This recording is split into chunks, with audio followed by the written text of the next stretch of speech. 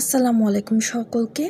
আজকে আমি মূলত উপস্থিত হয়েছি একটি নেগেটিভ রিভিউ নিয়ে, তাও আমার এককালের ফেভারিট একটা রেস্টুরেন্ট চমককে নিয়ে।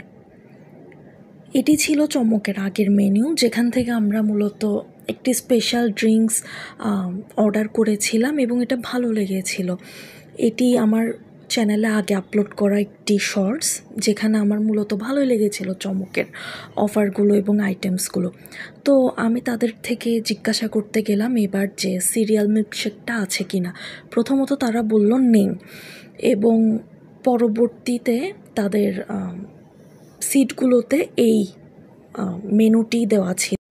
তাদের আপডেটেড মেনুতে আমরা ফিশ স্ট্রিপস অর্ডার করতে চেয়েছিলাম। আমি গিয়ে একবার জিজ্ঞাসা করে আসার সময় কাউন্টার থেকে জানতে পারলাম যে ফিশ স্ট্রিপস অ্যাভেলেবেল নেই। পরবর্তীতে আমরা বারবিকিউ পিৎজা অ্যান্ড আদার্স আরও কিছু অর্ডার করতে চেয়েছিলাম।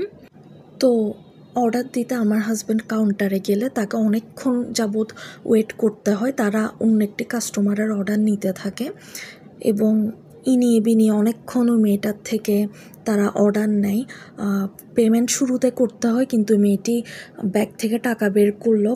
অর্ডার যিনি নিচ্ছিলেন তিনি বলছেন যে আপনি পেমেন্টও পরে করেন, অ্যান্ড আপনি আর কি অর্ডার করতে চান। অনেকক্ষণ ফ্লার্টিশিয়াস ওয়েতে সে ওই মেয়েটির সাথে কথা বলে।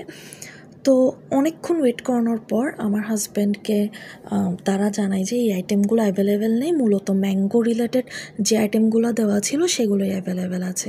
এগুলো আমার আগের video, so it's a negative.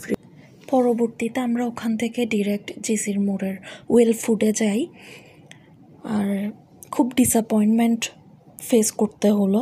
এইটুকুই। আল্লাহ হাফেজ।